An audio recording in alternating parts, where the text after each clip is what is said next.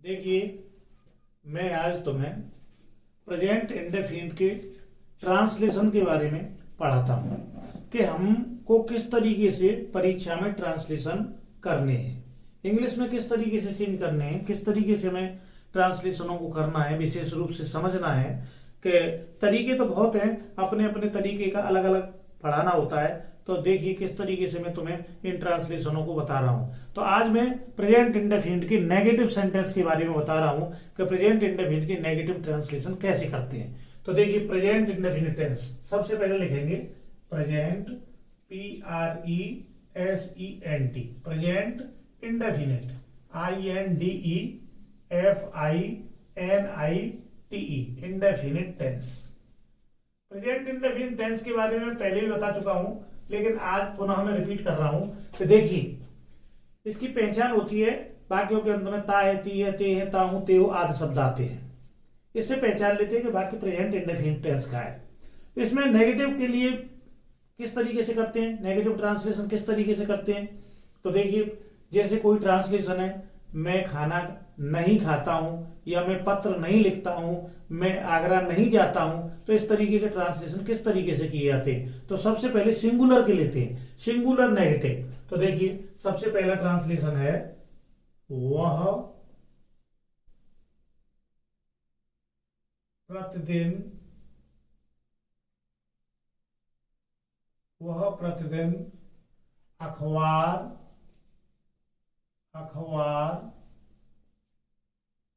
नहीं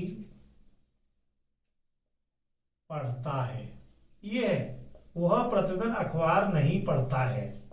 तो इसमें क्या है, देखिए एक तरीका है, वह प्रतिदिन अखबार नहीं पढ़ता है। तो सबसे पहले हमें ये देखना चाहिए कि इसमें सब्जेक्ट कौन है, यानी कर्ता कौन है। और कर्ता कौन होता है, कार्य को करने वाले को ही कर्ता कहते हैं। अखबार पढ़ने का काम कौन नहीं कर रहा है, वह नहीं कर रहा है, वह। तो ये हमारा क्या निकल के आया, सब्जेक्ट यानी कर्ता निकल के आया। जिन शब्दों से किसी कार्य का करना या पढ़ना करना या होना पाया जाता है उसे क्या कहते हैं, उसे क्रिया कहते हैं। क्या कहते हैं, क्रिया। तो पढ़ने का काम है, तो ये हमारी वर्ब हो गई। तो सबसे पहले सब्जेक्ट फिर वर्ब। इसमें क्या है, किसे लगाने से कर्म के बारे में मालूम पड़ती है। तो इसमें क्या नहीं पढ़ता है, वो अखबार नहीं पढ़ता है। तो इसलिए ऑब्जेक्ट कौन हुआ, अखबार हुआ। तो सब्जेक्ट वर्ब एंड ऑब्जेक्ट। और इसमें नेगेटिव नहीं, नेगेटिव वर्ड क्या है, नहीं। नहीं से मालूम पड़ रहा है कि वाक्य हमारा नेगेटिव यानी अस्वीकारात्मक है, नकारात्मक है।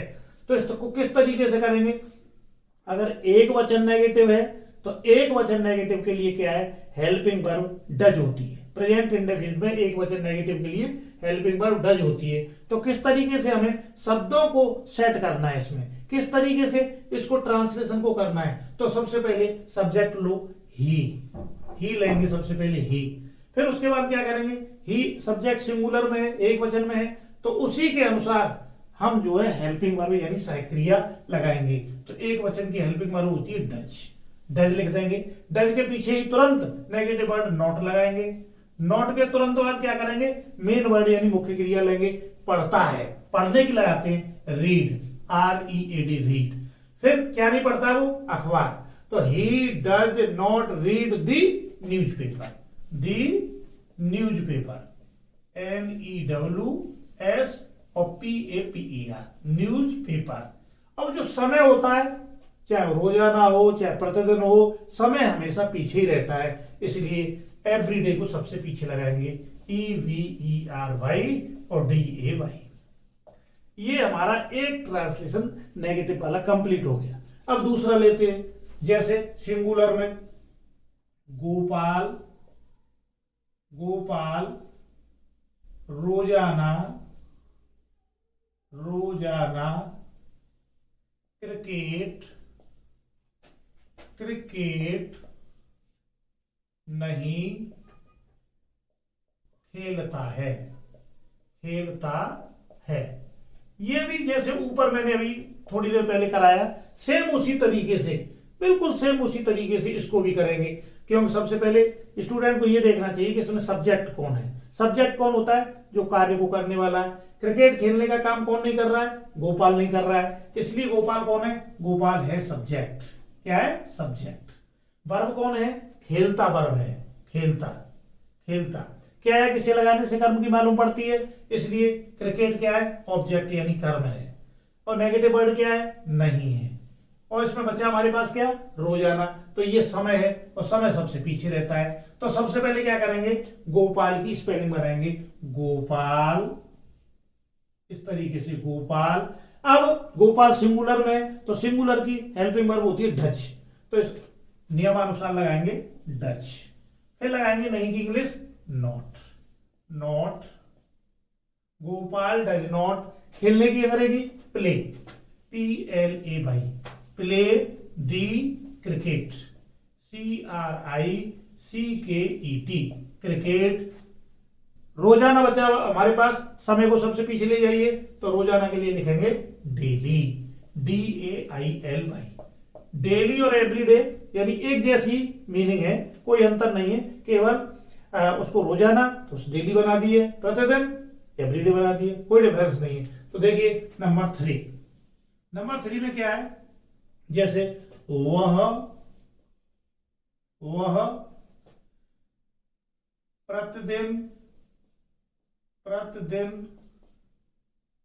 गाना नहीं गाती है, ये है। सेम एक जैसे चल रहे हैं, कोई दिक्कत नहीं, कोई परेशानी नहीं है, केवल समझने वाली बात है। वह प्रतिदिन गाना नहीं गाती है, तो ये क्या है, ये भी सिंगुलर नेगेटिव है, एक वचन नकारात्मक है। लेकिन मैं पहले ही बता चुका हूं कि तातीते के बाद है उनकी अंग्रेजी नहीं बनाते हैं, इसलिए उसी तरीके से बनाएंगे। कैसे, सबसे पहले वह प्रतिदिन गाना नहीं गाती है, किस में गया जी, ये फेमिनिन में गया, स्त्रीलिंग में गया। जब स्त्रीलिंग में गया तो यहां वह की अंग्रेजी सी लगाएंगे, क्या लगाएंगे, सी के तुरंत बाद क्या करेंगे, हेल्पिंग वर्ब सिंगुलर के अनुसार डच, सी डच। फिर नहीं की इंग्लिश नॉट, फिर क्या लिखेंगे, गाने की अंग्रेजी यानी मुंह से गाती है, उसके लिए क्या आती है, sing, she does not sing, sing the song, SONG song. और प्रतिदिन एवरीडे, EVERYDAY। तो इस तरीके से मैंने सिंगुलर एक वचन के ट्रांसलेशन बताए अभी अभी थोड़ी देर पहले।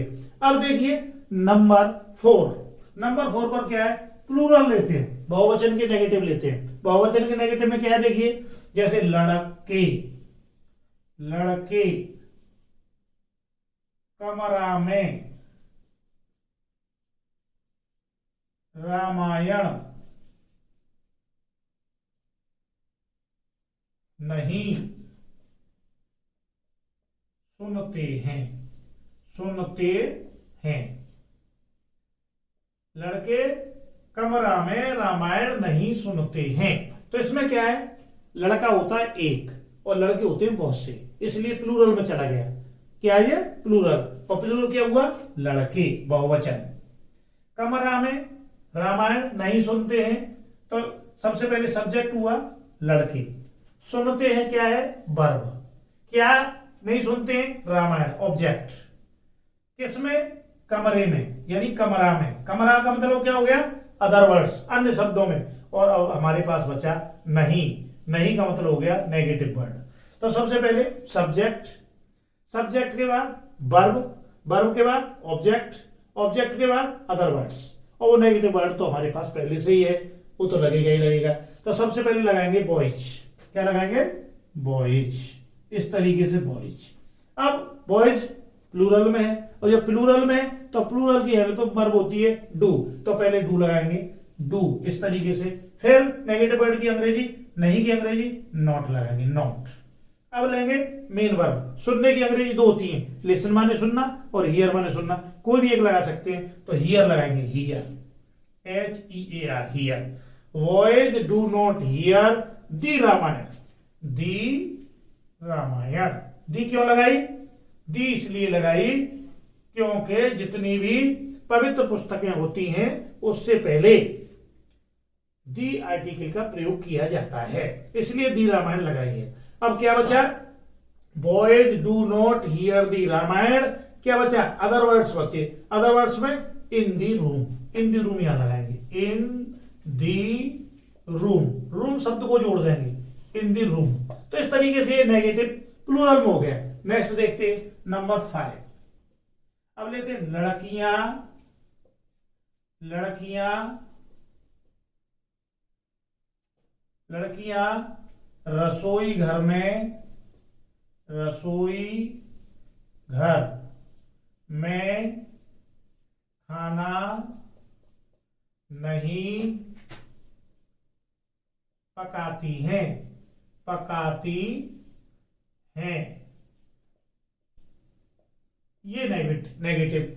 लड़की एक होती है, लड़कियां बहुत सी होती हैं। तो सबसे पहले हमने सब्जेक्ट लिया लड़कियां।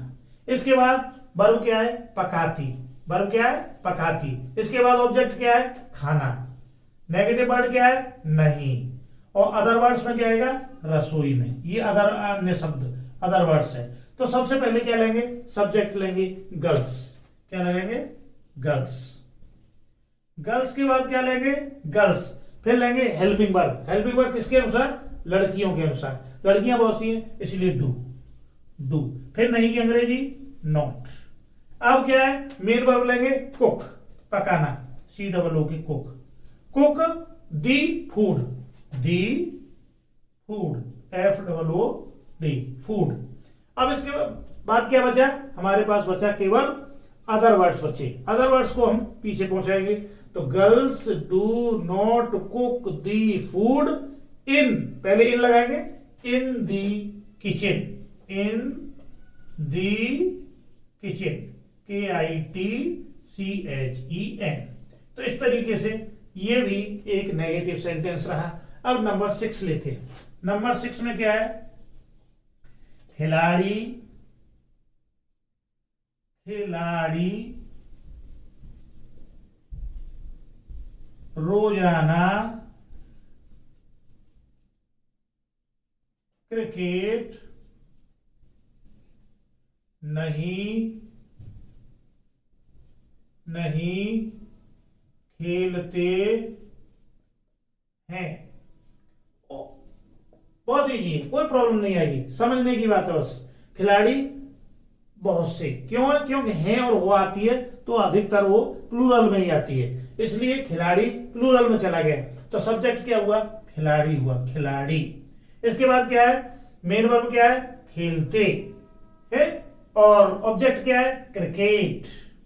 नेगेटिव वर्ड क्या है? नहीं। समय क्या है? रोजाना। अब इसको सेट करना है हमें, किस तरीके से बनाना है? तो देखिए, सबसे पहले प्लेयर्स। सबसे पहले सब्जेक्ट लेंगे प्लेयर्स, PLAYERS। अब ये प्लेयर्स के अनुसार हम हेल्पिंग वर्ब डू लगाएंगे, डू। फिर नहीं की English not, players do not. अब मेन वर्ब लेंगे play, play, play the cricket, CRICKET, cricket. और कहां? Cricket. Players do not play the cricket. अब बचा हमारे पास समय, इसको सबसे पीछे पहुंचा दिए, डेली, DAILY, डेली। तो देखिए मेरी समझ में, समझता हूं कि तुम्हारी समझ में ये ट्रांसलेशन जरूर आए होंगे। अगर अच्छे लगे हैं, सुंदर लगे हैं, समझ में आए हैं, तो इसको लाइक कीजिए और इसको अपने दोस्तों से के साथ, मित्रों के साथ शेयर कीजिए और अधिक से अधिक शेयर करते हुए सब्सक्राइब कीजिए और अपने दोस्तों के साथ इसको तुरंत ही भेज दीजिए, जिससे वे स्टूडेंट्स भी इस वीडियो का पूरी तरह से लाभ उठा सकें। धन्यवाद।